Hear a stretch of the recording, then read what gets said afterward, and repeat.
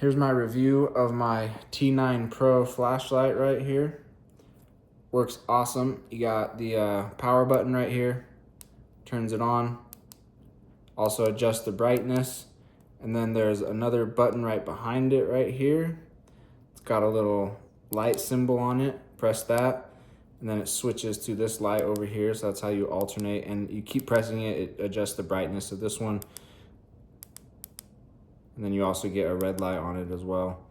And it's magnetic, which is super awesome, and has a clip here on the back. And there's probably a couple other features I failed to show you right there, but it's a nice all around. I like how it's slim too. It's not round. The slimness, squareness, rectangleness of it also makes it really nice. So like just unique, different than a round shape, which I actually think stores a lot easier in some cases. So anyways, I think you'll be happy with this. It's a solid little flashlight right here.